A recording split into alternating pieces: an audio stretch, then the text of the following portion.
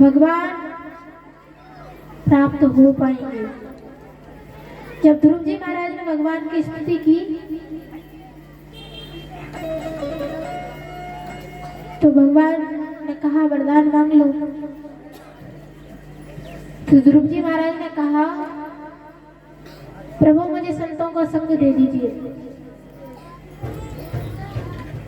भगवान ने कहा बड़ा विचित्र भक्त है, मैं इसके सामने खड़ा हूँ, मुझे छोड़कर ये संतों का संग प्राप्त करना चाहता है।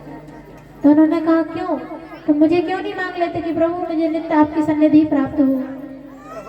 तो ध्रुव जी महाराज बोले इसलिए मैं आपको नहीं मांगना चाहता कि आपका कोई भरोसा नहीं है, आप कब छोड़ के चले जाएं, लेकिन संत जिसको पकड़ लेते हैं फिर वो कभी नहीं छोड़ते।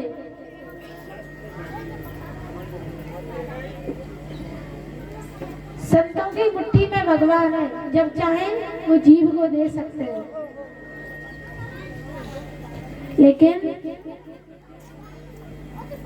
भगवान का भरोसा नहीं कब छोड़कर चले जाए। इसलिए संतों का आश्रय पकड़ो, संतों के आश्रय को पकड़ोगे तो भगवान तुम्हारे बस में स्वतः ही हो जाएंगे। संत जब चाहे तुम्हें हाथ में भगवान पकड़ा देंगे।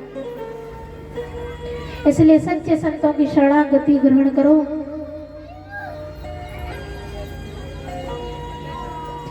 आगे पंचम स्कंद में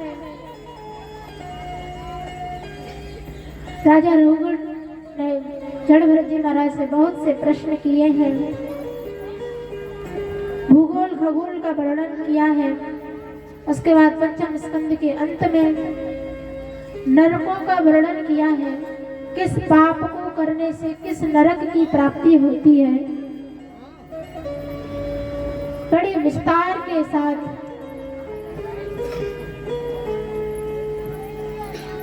28 प्रकार के नरकों का वर्णन किया है। बड़ा विस्तृत वर्णन है। समय के अभाव के कारण हम लोग कुछ कथाओं को संक्षिप्त सुन रहे हैं, क्योंकि आज कृष्ण जन्म उत्सव तक पहुंचना है। छठवें स्कंद में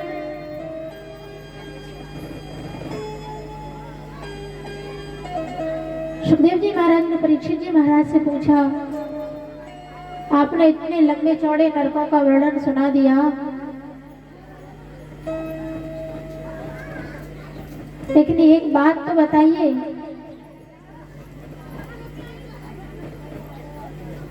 कि नरकों से छूटने का कोई तो उपाय होगा शास्त्रों में। जब नरकों का वर्णन कर दिया कि इस पाप को करने से इस नरक की प्राप्ति होगी, तो अब जीव ने पाप कर दिया मान लो, तो उससे छूटने का कोई तो उपाय होगा ना। तब 3 प्रकार के उपाय श्री परीक्षित जी महाराज और सुखदेव जी महाराज ने बताए हैं। केचित केवलिया विद्या वासुदेव परायण अगम धर्मति कात्स्य निहारम एवं भास्कर। लेकिन सबसे श्रेष्ठ जो उपाय है वो यही है कि नाम का आश्रय लिया जाए। नाम महाराज में इतनी सामर्थ्य है कि जीव इतने पाप कर ही नहीं सकता जितना एक नाम में पापों को नष्ट करने की सामर्थ्य है।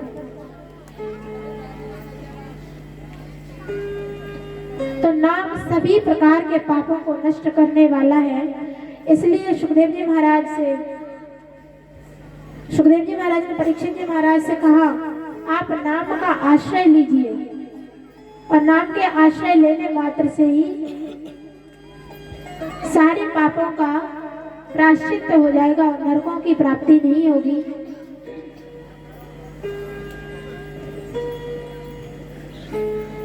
नाम की महिमा का प्रकाश डालने के लिए, नाम की महिमा को वर्णन करने के लिए ही सुखदेव जी महाराज ने वहां परीक्षित जी महाराज को एक बड़ा सुंदर प्रकरण सुनाया है। अजामिलोपाख्यान। कन्नौज में रहने वाला एक अजामिल नाम का ब्राह्मण था। सभी सद्गुणों से संपन्न पतिव्रता स्त्री,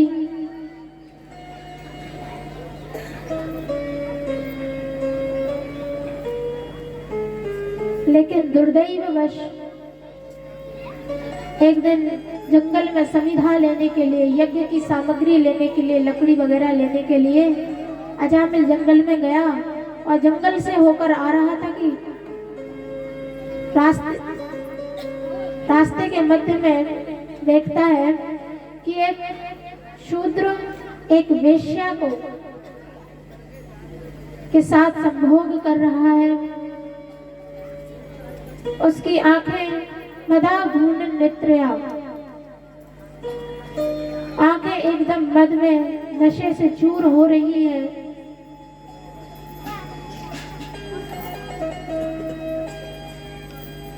केवल एक क्षण उसने उस वैश्या की और उस शूद्र की ओर दृष्टिपात किया।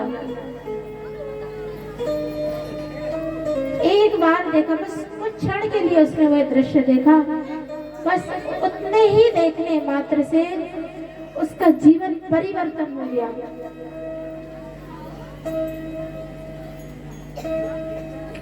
अजामिल कोई साधारण ब्राह्मण नहीं था। अजामिल बहुत बड़ा प्रकांड पंडित था, जिसको वेद शास्त्रों का सम्यक ज्ञान था। लेकिन जब उसने वह दृश्य देखा है तो उसके जीवन में एकदम अंधकार छा गया। अपनी पतिव्रता स्त्री को त्याग दिया है, अपने सारे नियम कर्मों को छोड़ दिया है और एक वेश्या अपने घर में रख ली है। माता पिता की सेवा छोड़ दी।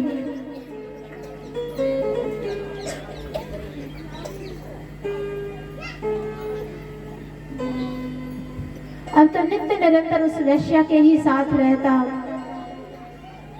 और उस वेश्या से कई पुत्र उत्पन्न किए हैं। देखो, देखना और सुनना, इन दोनों चीजों का जीवन में बहुत अधिक महत्व दिया है।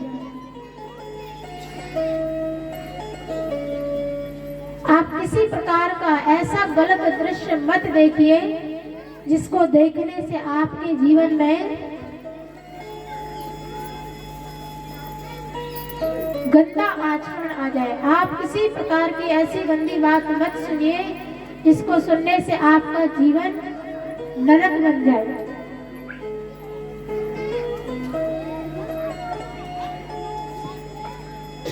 सुनने से ज्यादा देखने का असर पड़ता है।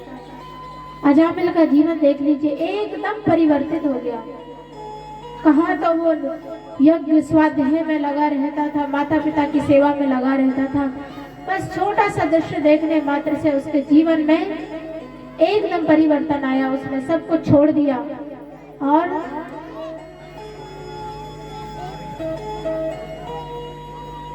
वेश्या के साथ रहने लगा है।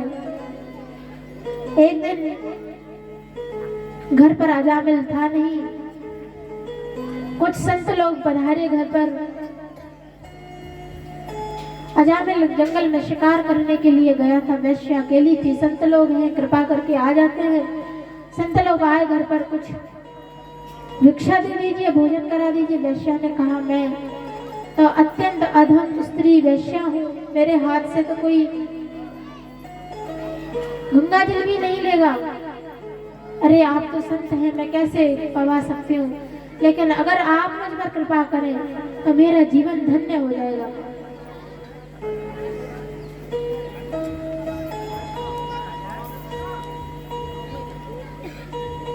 अजामिल था नहीं, वेश्या पर कृपा करके सभी संत लोग उसके घर में गए हैं और बड़े प्यार से वेश्या ने भोजन कराया है। इधर जब जंगल से शिकार करके अजामिल आया तो वैश्य समझ गई आते ही संतों को धक्का मुक्की करके बाहर निकाल देगा, इसलिए वैश्य दरवाजे पर गई और बोली, देखो यदि आज तुमने संतों का अपमान किया तो मैं तुम्हें सदा के लिए छोड़कर चली जाऊंगी। जैसा जैसा मैं कहूँ तुम वैसा वैसा संतों के साथ आचरण करना। अब उसकी स्थिति उस समय ऐसी हो रही थी, कंधे पर मरे हुए मृगों की लाश रख रखी थी, नशे में एकदम चूर हो रहा था, शराब पी रखी थी।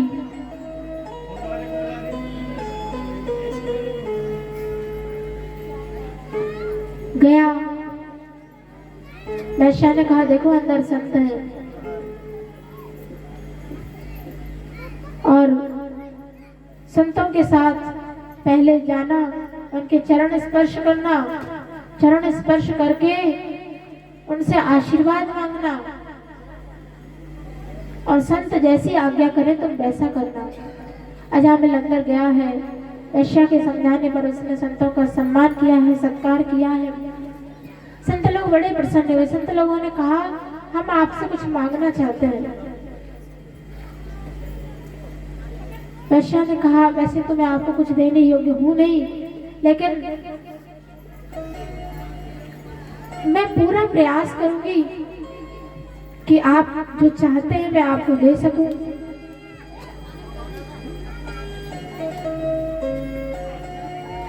अंदर संत लोग बैठे हुए थे। संतों ने कहा, देखो आप अभी गर्भिणी हैं और हम चाहते हैं कि आपका जो पुत्र हो उसका नाम आप नारायण रखें।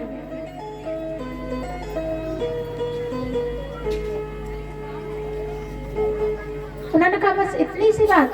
अरे महाराज, ये तो हम सहज स्वीकार करते हैं, जरूर रख देंगे, आप जैसा कहते हैं हम आपकी आज्ञा को स्वीकार करते हैं।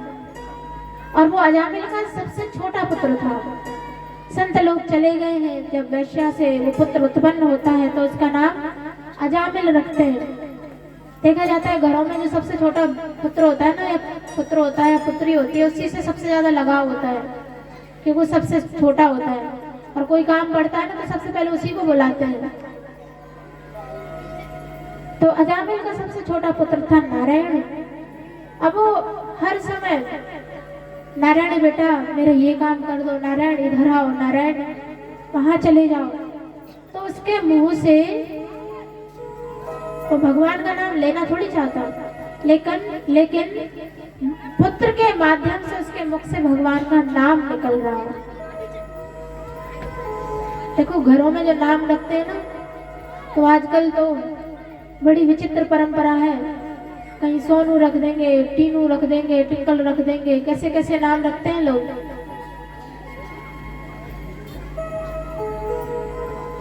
अरे अपने पुत्रों के, बच्चों के, अपनी संतानों के नाम रखने हैं ना, तो भगवान ने इतने अवतार लिए, किसी अवतार में से किसी भी नाम को चुनकर रख दो। तुम भगवान का नाम नहीं ले रहे, लेकिन इसके माध्यम से आपके मुंह से नाम निकलेगा। ये ऊट पटांग से नाम रख देते हैं और फिर सोचते हैं बड़ा सुंदर नाम है। अरे ऐसे नामों से क्या फायदा? ऐसे नाम रखो जिसको लेने से उसका कुछ भावार्थ भी समझ में आए। अब टीनू रख दिया, उसका क्या मतलब है? समझ में नहीं आता। अपने बच्चों के नाम भी भगवान के नाम पर रखो, जिससे मुंह से नाम भी बोलो तो भगवान का नाम ही निकले।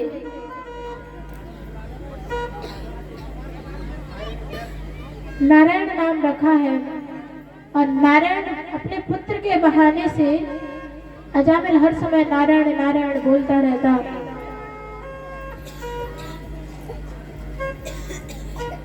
एक दिन अजामिल के पाप कर्मों से प्रवृत्त हो पूरा जीवन व्यतीत होता जा रहा था। 89 साल की आयु हो गई थी। वैश्या से उसने 9 पुत्र उत्पन्न किए। अब यमदूत उसको लेने के लिए आए हैं। उसने देखा बड़ा विकराल स्वरूप यमदूतों का, डर गया जाने, जोर से चिल्लाया, पुत्र नारायण मुझे बचाओ, नारायण मुझे बचाओ। अब जैसे ही नारायण शब्द उसके मुंह से निकला कि भगवान के पार्षद आ गए। मरते समय भगवान को बुला रहा है, अरे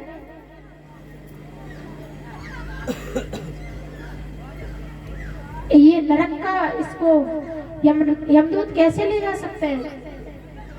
जैसे ही भगवान के पार्षद आए और इधर ही यमदूत, दोनों में झगड़ा होने लगा। अरे इसने इतने पाप किए हैं, ये तो नरक का जाने वाला है।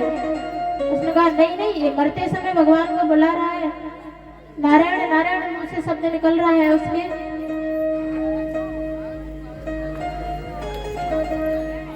भगवान के पार्षद शक्तिशाली है, उन्होंने कहा नहीं, हम इसको नरक में नहीं जाने देगा। इधर यमदूत के पार्षद बोले, यमराज के यमदूत बोले, नहीं नहीं, ये भगवान को थोड़ी बुला रहा है, ये तो अपने पुत्र नारायण को बुला रहा है। उसने कहा अरे नारायण नाम तो उसने अब रखा है, हमारे भगवान का तो अनादिकाल से नारायण नाम है, और उस नाम को यदि वो पुत्र के बहाने से भी ले रहा है तो भी वो नरक में जाने का अधिकारी नहीं है।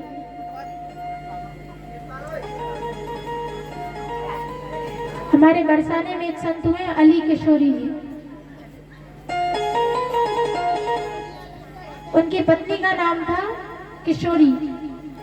एक दिन उनकी अकस्मात मृत्यु हो गई। उनका अपनी पत्नी से बड़ा स्नेह था, बड़ा प्रेम था। तो रात को जोर जोर से वो विरह में व्याकुल होकर किशोरी किशोरी जोर जोर से चिल्ला रहे। रात्रि के मध्य श्री राधा रानी घेवर वन में बरसाने में रास करती हैं। जब रास के बीच में आवाज सुनाई दी तो किशोरी जी करुणा से पिघल गई। किशोरी जी ने कहा अरे इतनी मध्य रात्रि को मुझे कौन बुला रहा है, जबकि वो तो अपनी पत्नी को बुला रहे थे। ललिता सखी को आज्ञा करी, जाओ देख कर आओ कौन मुझे बुला रहा है। ललिता सखी गई है। ललिता सखी ने कहा आपको थोड़े नहीं बुला रहा है, वो तो अपनी पत्नी को बुला रहा है। बोला अरे उसकी पत्नी का नाम तो अब है, मेरा नाम तो अनादिकाल से किशोरी है। जाओ ललिता उन पर कृपा करो। तब ललिता सखी ने जाकर उनको दर्शन दिए। ऐसे दयालु श्री राधा रानी, ऐसे दयालु भगवान है। नारायण नाम सुनते ही भगवान के पार्षद आए हैं। दोनों में बड़ा झगड़ा हुआ। यमदूत चले गए क्रोधित होकर। यमराज से जाकर बोले आप हमें यह बता दीजिए कि नरक में किसको लेकर आना है। भगवान ने कहा जिसकी जीवा से भगवान के गुणगान नहीं निकलता, जिसकी जीवा से भगवान का नाम नहीं निकलता, जिसके हाथ भक्तों की सेवा नहीं करते, वही केवल नरक में आने के अधिकारी है। यदि तुम भगवान के भक्तों के नाम लेने वाले संतों को नरक में लाओगे तो यमदूत तुम्हें नहीं छोड़ेंगे, क्योंकि उनकी रक्षा में तो निरंतर भगवान का चक्र लगा हुआ है। इस तरह से अजामिल ने पूरा प्रसंग देखा कि किस तरह से यमदूत और भगवान के पार्षदों में केवल मेरे एक नाम लेने से इतना बड़ा झगड़ा हुआ। अजामिल को वैराग्य हो गया। अजामिल ने उसी समय 87 वर्ष की आयु में भगवान का आश्रय लेकर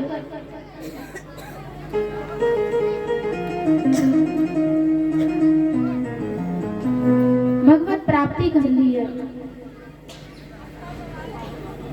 आगे छठवें स्कंद में वृत्रासुर का बड़ा सुंदर चरित्र वर्णन श्री सुखदेव जी महाराज ने किया है। त्वष्टा ऋषि के पुत्र को देवताओं ने अपना पुरोहित स्वीकार किया। लेकिन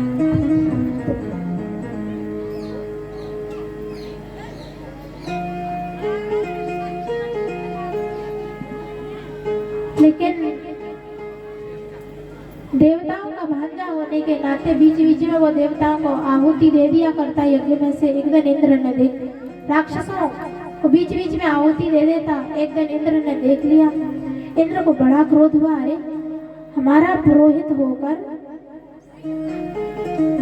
ये असुरों को आहुति देता है, असुरों को शक्ति देता है।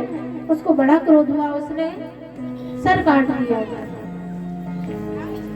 ब्राह्मण पुत्र होने से उस इंद्र को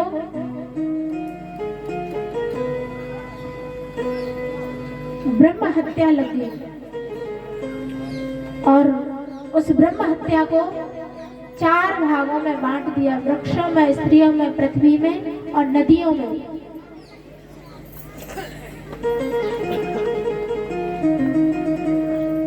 दुष्ट ऋषि ने क्रोध में आकर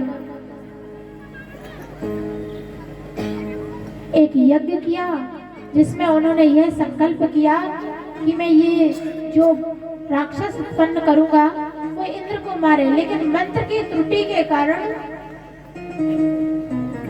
वो कहना तो यह चाहते थे कि ये जो पुत्र उत्पन्न मैं कर रहा हूँ, ये जो राक्षस मैं उत्पन्न कर रहा हूँ, ये इंद्र को मारे। लेकिन मंत्र में त्रुटि होने के कारण मंत्र का भाव बदल गया। मंत्र का भाव हो गया कि जिसको इंद्र मारे ऐसा कोई राक्षस उत्पन्न हो। देखो ये मंत्र है ना, इनमें बड़ी लंबी प्रक्रिया होती है बोलने की, लेकिन भगवान का नाम सीधा साधा होता है। भगवान का नाम चाहे उल्टा लो चाहे सीधा लो। आपने वाल्मीकि जी महाराज के बारे में सुना ही होगा, उल्टा नाम जपत जग जानम, वाल्मीकि भय ब्रह्म समाना। वाल्मीकि जी महाराज ने इतने पाप किए थे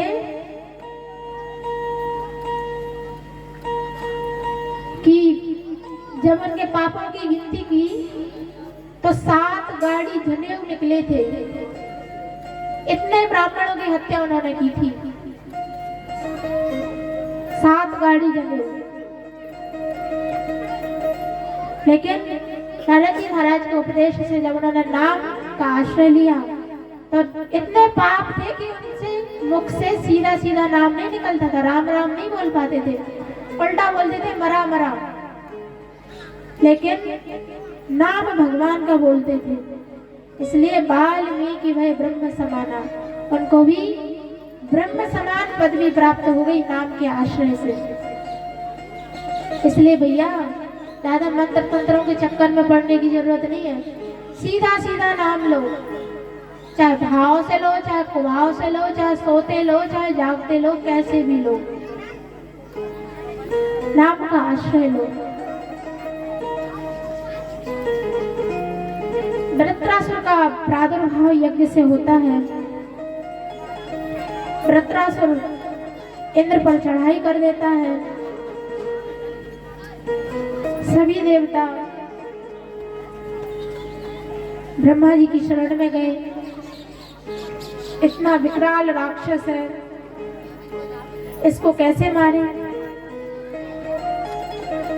तब भगवान ने कहा, देखो दधीची ऋषि के हड्डियों का यदि कोई अस्त्र बन जाए,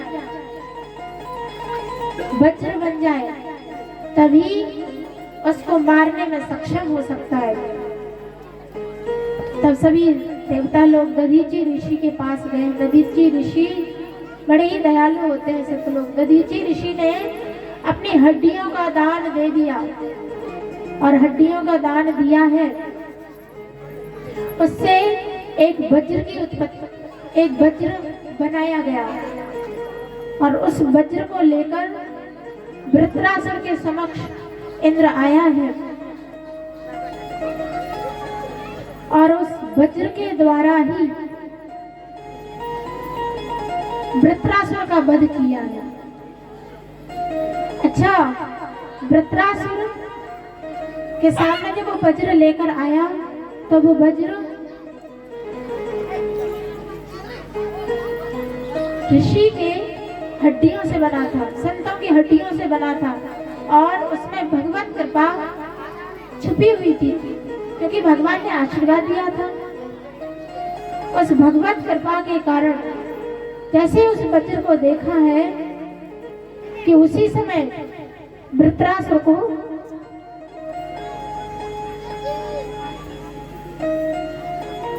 भगवत भक्ति का स्मरण हो आया और वहां पर वृत्रासुर ने बड़ी सुंदर भगवान की स्तुति की है। न नाक पृष्ठम न चपार पृष्ठम न रसाधिपत्यम न सार्वभौमम न रसाधिपत्यम। भगवान ने कहा वरदान मांग लो वृत्रासुर, हम तुम पर प्रसन्न हैं। उसने कहा प्रभु, ना मैं इंद्र पद चाहता हूँ, ना मैं मोक्ष चाहता हूँ, ना मैं ब्रह्म पद चाहता हूँ, मैं तो केवल दास दासान उदास हूँ। मैं तो आपके भक्तों के दासों का दास बनना चाहता हूँ।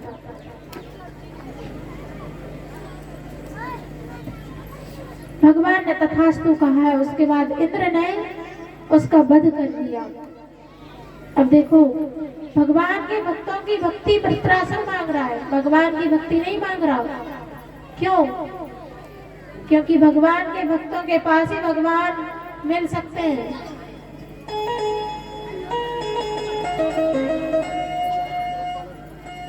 उसके पश्चात सुखदेव जी महाराज से परीक्षित जी महाराज ने पूछा, अरे ये तो राक्षस था, फिर इसको राक्षस योनि में भगवान से भक्ति, भगवान में भक्ति कैसे होगी?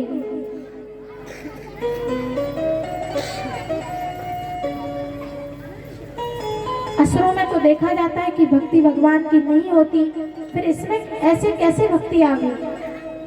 तब सुखदेव जी महाराज ने वृत्रासुर के पूर्व जन्म का चरित्र सुनाया है। चित्रकेतु नाम का गंधर्व था, चित्रकेतु नाम का राजा था, कई सौ रानियां थी, लेकिन पुत्र की प्राप्ति नहीं हुई। एक दिन अंगरा ऋषि और नारद जी महाराज पधारे हैं।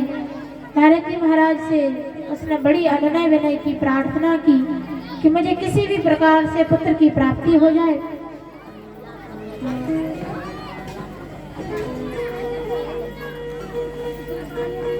अंगरा ऋषि ने बहुत समझाया, देखो ये सब मोह माया है राजन, इसे छोड़ो और भगवान की भक्ति करो। लेकिन राजा पे तो पुत्र का भूत सवार था। उन्होंने कहा नहीं नहीं, ऐसे जीवन को मैं धारण करके क्या करूंगा? अरे पुत्रहीन होने, निसंतान होने का दुख बड़ा भारी होता है ऋषि, अब मैं जीना नहीं चाहता, या तो आप मुझे पुत्र दो या फिर मेरे को मृत्यु प्रदान करो। ऋषि ने कहा ठीक है।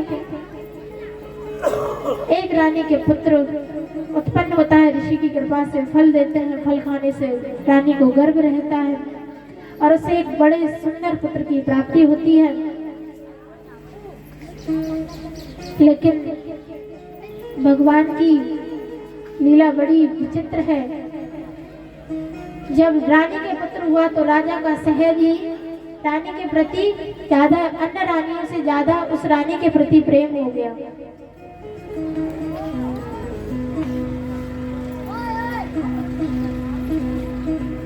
और रानियों को बड़ा साथिया डाह हुआ। कुछ रानियों ने मिलकर उस पुत्र को जहर पिला दिया और जहर पीने से पुत्र की मृत्यु हुई। अब तो राजा बहुत विलाप करे, बहुत शोक में व्याकुल, बड़े जोर जोर से रोए। फिर आए अंगरा ऋषि और नारद जी महाराज। अंगरा ऋषि ने कहा, देखो कहा था ना मत इस पुत्र के चक्कर में पड़ो, लेकिन तुम्हें तो पुत्र का भूत सवार था। चित्रकेतु ने कहा, अब तो मुझे पुनः अपना पुत्र प्रदान कीजिए, मैं ऐसे जीवित नहीं रह सकता, मैं अपने प्राणों का त्याग कर दूंगा। उस जीवात्मा को बुलाया, आपके पिताजी आपको बुला रहे। जीवात्मा ही, अरे कौन मेरा पिता? रे सैकड़ों जन्मों में इनका पिता बन चुका हूँ। जीवात्मा किसकी माँ होती है, किसका पिता, किसका पुत्र? किस जन्म में, किस जन्म के पिता की बात कर रहे हैं आप? किस जन्म में आप मेरे पिता थे? जब जीवात्मा के मुंह से ये बात सुनी है तो उनके मन में वैराग्य हो गया और सब कुछ छोड़ दिया है, राज्य छोड़ दिया है। एक दिन चित्रकेतु अपने रथ में बैठकर ऊपर से जा रहे थे। उन्होंने देखा भगवान शंकर सभा के मध्य माता पार्वती को गोद में लिए बैठे हैं। चित्रकेतु को बड़ा विचित्र लगा। उन्होंने कहा, देखो इतने बड़े होकर भी मर्यादा को तोड़ते हैं, सबके बीच में माता पार्वती को गोद में लेकर बैठे हैं। उन्होंने कहा, ये गलत है, आप धर्म के होकर भी अधर्म का आचरण करते हैं। भगवान शंकर को तो क्रोध नहीं आया, लेकिन माता पार्वती को बड़ा क्रोध आया। माता पार्वती ने कहा, अरे इतने ऋषि बैठे हैं सभा में, उन्होंने कुछ नहीं कहा, लेकिन तेरी नीच बुद्धि है, तेरी दृष्टि गलत है, इसलिए तूने ऐसा कहा। जा, मैं तुझे श्राप देती हूँ। अतः पापी असीम योनि आश्रय में आई दुर्मते, जा तू पाप योनि को प्राप्त हो जा, असुर बन जा। वही चित्रकेतु अगले जन्म में वृत्रासुर बना। परीक्षित जी महाराज के मन में प्रश्न आ गया। उन्होंने कहा, प्रभु, सुखदेव जी महाराज से कहा, प्रभु ये ऐसा क्यों देखा जाता है कि भगवान के तो राक्षस हो या देवता हो, दोनों ही संतान है, फिर भगवान राक्षसों को मरवाते हैं और देवताओं का पक्ष लेते हैं, ऐसा क्यों देखा जाता है?